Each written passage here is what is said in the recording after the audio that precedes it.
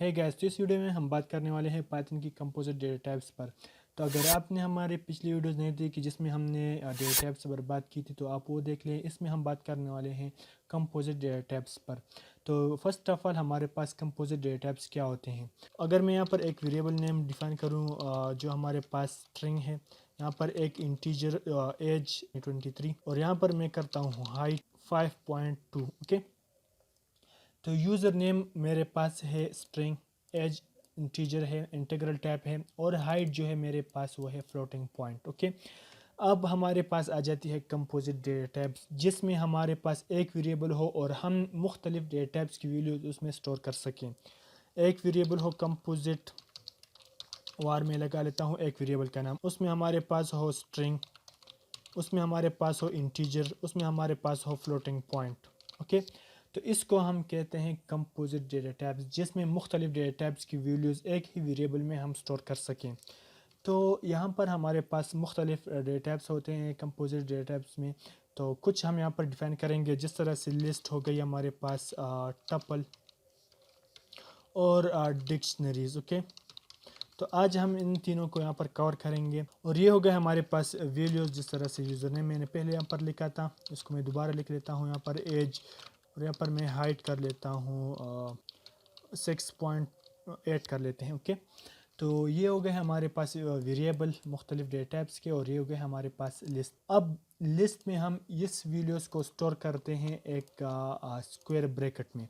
तो square bracket हमारे पास ये होता है, इसके दरमियान हम लिखते हैं ये वैल्यूज़। ओके, और ये होता है म्यूटेबल। ओके, म्यूटेबल का मतलब ये है कि इसको हम चेंज कर सकते हैं लिस्ट को। ओके, दूसरा हमारे पास आ जाती है टपल। तो टपल की वैल्यूज़ हम स्टोर करते हैं हमारे पास जो पेरेंथेसिस होते हैं, स्मॉल ब्रैकेट्स होते हैं उसमें, और ये होता है इम्यूटेबल। ओके, इम्यूटेबल मतलब कि हम इसको चेंज नहीं कर सकते, यानी इसको हम अपडेट नहीं कर सकते। और तीसरा हमारे पास होता है डिक्शनरी। तो डिक्शनरी में बेसिकली हमारे पास एक नेम होता है और इसकी वैल्यू होती है, यानी की और इसकी वैल्यू, की पेयर वैल्यूज़ होती हैं। ओके, इसकी वैल्यूज़ हम डिफाइन करते हैं हमारे पास जो करली ब्रेसेस होते हैं उसमें। ओके, और ये भी म्यूटेबल होते हैं, इसकी वैल्यूज़ हम चेंज कर सकते हैं। ओके, तो यहाँ पर मैं फर्स्ट ऑफ ऑल एक लिस्ट को डिफाइन कर लेता हूँ और लिस्ट में हमारे पास जो ये डिफरेंट डेटा टाइप्स हैं इसको स्टोर करते हैं। ओके, तो मैं करता हूँ यूज़र, ये हमारे पास एक वेरिएबल नेम हो गई। तो इस वेरिएबल को मैं असाइन कर लेता हूँ हमारे पास जो लिस्ट होता है, इसको हम एरेज भी कहते हैं, जिस तरह से मुख्तलिफ प्रोग्रामिंग लैंग्वेजेस में एरेज होते हैं। ओके, पाइथन में हम इसको लिस्ट कहेंगे और एरे भी कह सकते हैं। ओके,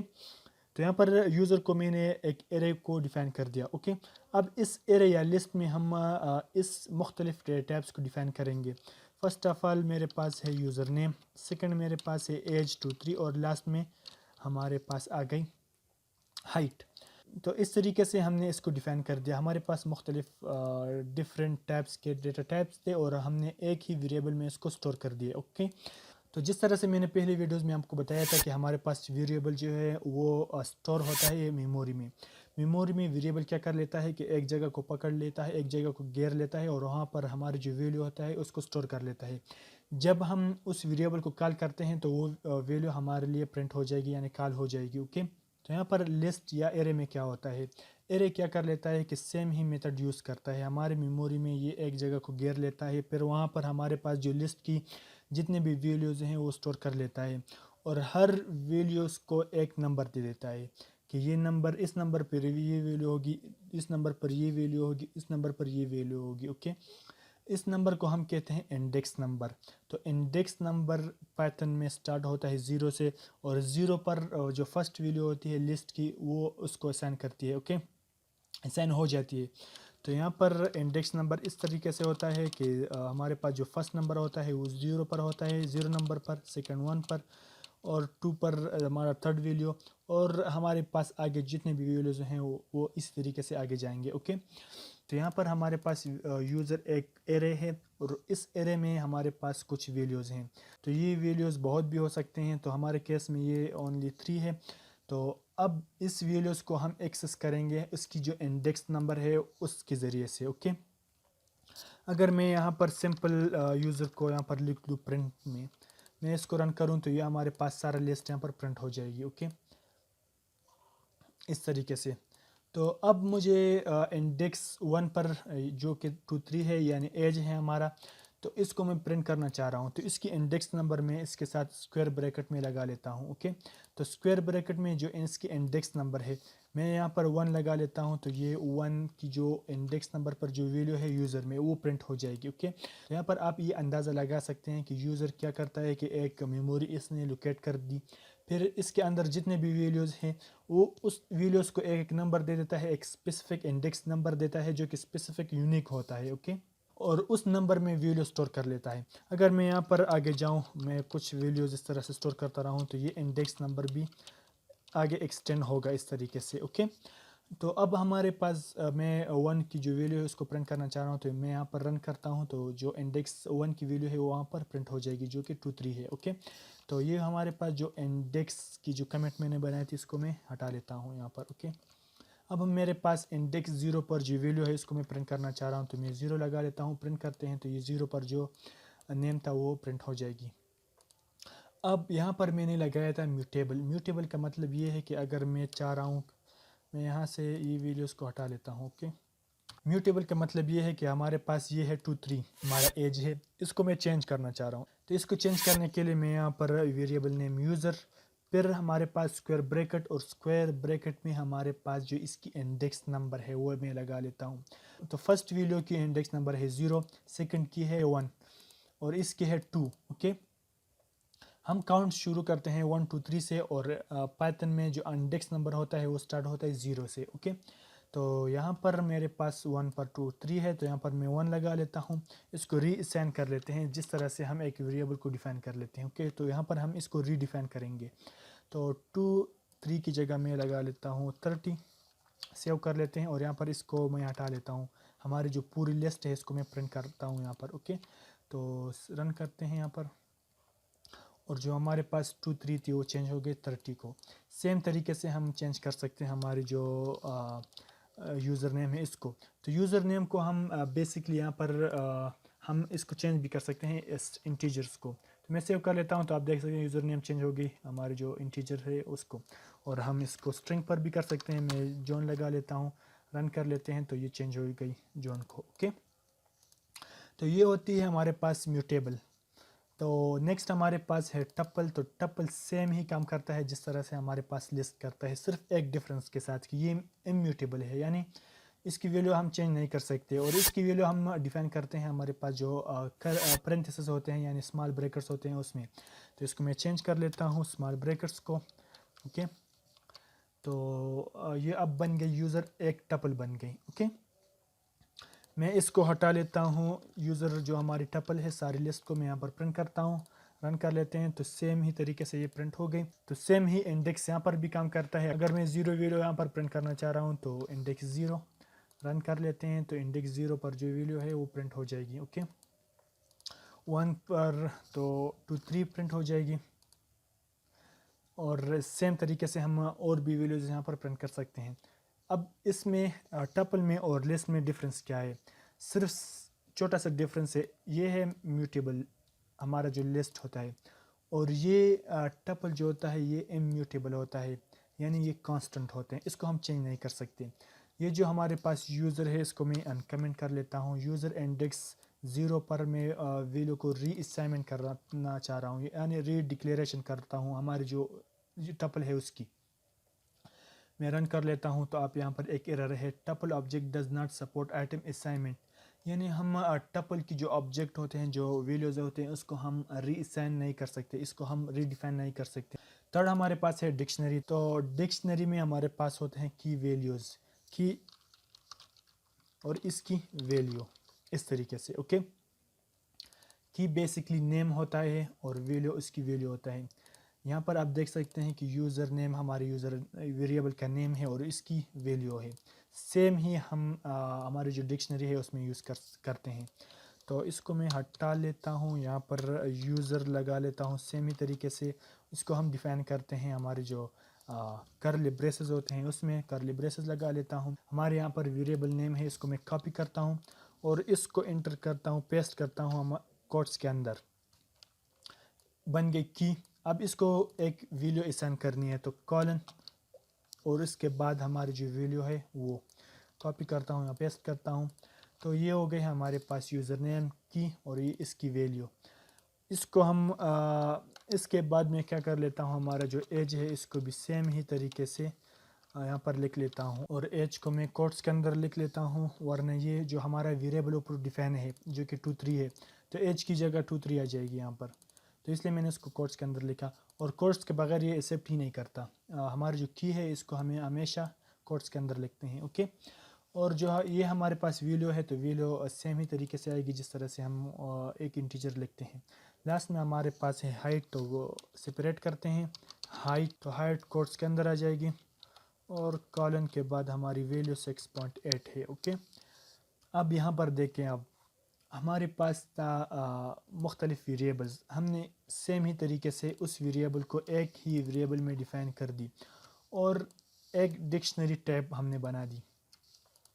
कमेंट कर लेता हूँ मैं इसको।